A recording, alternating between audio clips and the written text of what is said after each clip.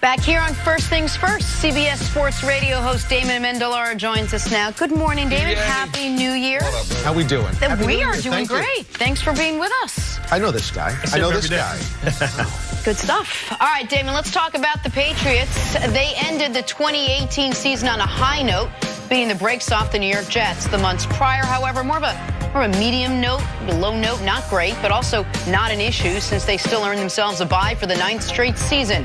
Tom Brady says he knows the Patriots will have to be at their very best heading into the postseason.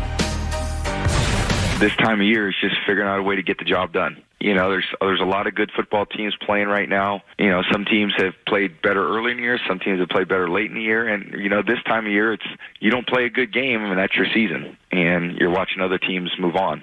The awareness is heightened, the focus is heightened, the execution needs to be that way. And you know, we have a big challenge. Whoever we play is going to be a great football team. We're not going to be able to afford anything less than our best. All right, Damon, it's going to be a bit of an uphill road, I think, for the Patriots, despite all the success they've had. How slim is the Patriots' margin of error this postseason? Extraordinarily slim. I would say the only reason I gave them any chance to go to the Super Bowl is because they got the bye. Look, in the Super Bowl era of Belichick and Brady, they've never played Wild Card Weekend and gotten to the Super Bowl. What did that tell you?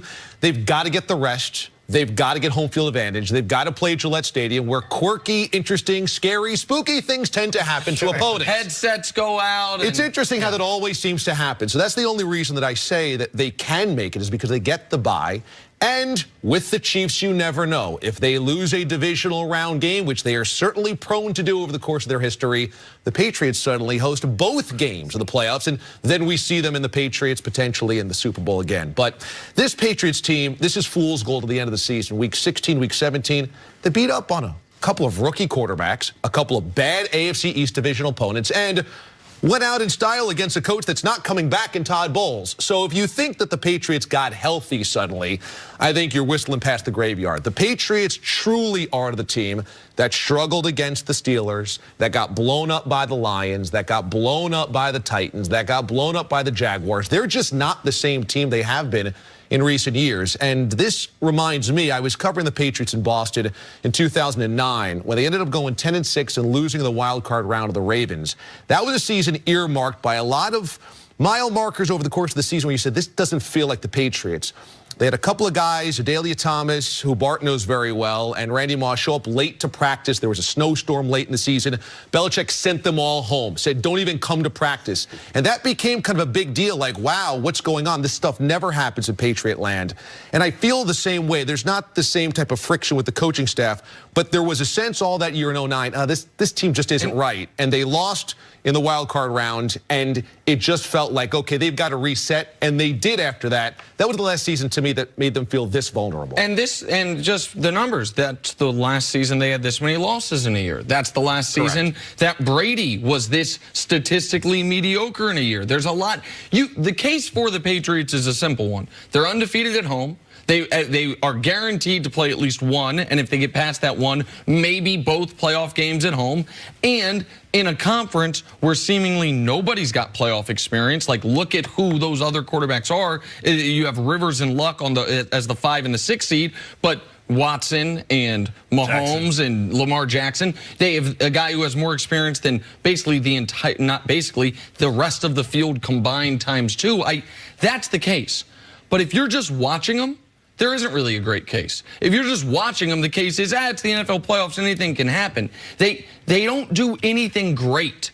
That's their biggest weakness. Their biggest weakness isn't like the Chiefs, where they have a glaring weakness of defense. Their biggest weakness is you game plan for the Patriots, and nothing jumps off the pages. Well, this scares us. We have to make sure we stop this. I thought that would be Gronk. It hasn't been Gronk all year. They lost Josh Gordon. There's no real difference maker. Brady. It's not even Brady. Now, Brady will always scare you to a degree because he's the greatest quarterback of all time. I don't think we're going to disagree on that greatest of all time discussion. Sure, but if they didn't have the jerseys on, they would look like the longest shot in the AFC playoff field right now. But what scares me is they have versatility. They've been together for so long. So you think about Bill Belichick, you think about Tom Brady, what they can do is make you fight left-handed. So they're going to take away your best weapon, what you do well. And you have to be able to say, okay, I'm going to be able to counterpunch. And, it's really the game within the game, the chess pieces that you have to be able to move when you want to try and come out and change your game plan. The teams that I believe has always beat the Patriots, and they had two game plans going in. They had the first half things, and then they had the things that they adjusted to in the second half. What the Jags couldn't do last year. To keep them off balance, because what we know that Bill Belichick and Tom Brady does well is they understand the situation. They understand, they'll get you with a trick play. They'll try and score before the half. They'll try and come out and get up by 2 and force you to press. And then especially when you look at this young field of young quarterbacks, if they have those early mistakes where Bill can set a trap for you and you can fall for it, will you be able to recover from that? Because in the playoffs, the clock moves so fast. Everything is sped up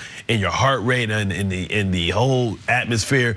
And you have to get past the mystique of what it is to play in Gillette Stadium. It can be intimidating. Is experience a big enough factor where it could, sort of make up for whatever they're lacking on offense or defense? I mean, we talk all the time about how the Chiefs have it all in this offense except no experience. I mean, do you think that's enough to hold them back and experience is enough to propel the Patriots forward? Yes, because the Patriots have a very obvious game plan for themselves. Do not beat ourselves, let the other team beat themselves. And that seems to happen all of the time. And they're really good at this. They will not turn the football over. They won't make mental miscues. They won't miss tackles or assignments. And that means you've got to be perfect. And especially at Gillette Stadium, it makes it really hard on opponents that haven't been there before. History, though, also tells us the Patriots are not winning the Super Bowl this year. We have not had a team lose a Super Bowl and come back to win one the following year since 1972, the undefeated Dolphins. Oh, wow. That's the last time this has happened. What does that tell us? It took historically perhaps the greatest team ever, at least one of them, to overcome what the emotional down is after you go all the way to the Super Bowl and then lose it, and then try to come back and do it again. The Patriots' history tells us they're not nearly as good as the 72 Dolphins. They're good, but they're just going to be the beneficiary of a very inexperienced AFC and a couple of home games potentially, but I don't see them getting to Atlanta. But the other thing that has to concern you, if you're a Pats fan, is they had a few moments this season where they could have righted the ship, where where it looked like, as long as we win this game, we're going to be the 2 seed and we're going to be okay. And they couldn't win that game. Now, they got the 2 seed anyway because Houston down the stretch tripped up a couple times unexpectedly. The loss to Philly, a loss to India a couple weeks prior to that. But the Dolphins game was the Patriots making a mistake that they typically don't make. And then they got a reprieve. And they got the Steelers game the next week. And they made one play the entire game on a busted coverage to Chris Hogan. Like, I would have more faith in the Patriots, even if they hadn't gotten the 2 seed, if down the stretch it had all come together. It didn't all come together. That even the Bills game they didn't play very well in. Now, the Jets game they played spectacularly. I will give them all the credit. But that was a lot about the opponent and a lot about the venue and a lot about guys getting ready for the offseason.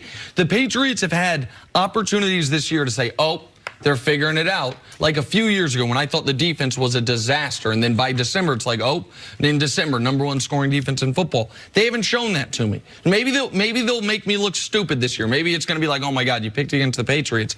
I don't think they're good enough. I don't think they're talented enough. It's going to be about the matchups, right? Because I can see a guy like Lamar Jackson going in there, maybe having some pivotal fumbles, some turnovers, things of that sort, which can get that momentum. And then you look up, like, how do we lose to this team? I can see Deshaun Watson doing the same. They won't lose, I don't think, to one of the younger quarterbacks. I think who they should fear, like I said, who I believe is going to be in the Super Bowl, is going to be that 4th, 5th, and 6th seed. I know that 6th seed, that. So Colts, Chargers, Ravens, right? You think the 3 best teams in this only time? Because Harbaugh doesn't fear the Pats, and they understand they have a history of being successful. They know how to beat them. And also the veteran quarterbacks, I think, can outduel Tom Brady. I don't know if Mahomes can come up to it. They've already lost to him this year, and I don't know if Deshaun Watson can step up. They've already lost to him this year as well. And Watt becomes a non-factor. I don't know what they have on J.J. Watt. I don't know if he's ever sacked Tom Brady in his career. But the Chiefs and Texans lost really close against the Patriots. And remember, Deshaun almost went up there last year and beat them at Gillette Stadium. It can be done by those guys. And the Chiefs had beat them the previous couple years once in Gillette. No Stick defense, around, do another segment? Let's do it, yeah. Because I hold all the cards, and I made that decision. Coming up, the latest strange twist with the Pittsburgh Steelers.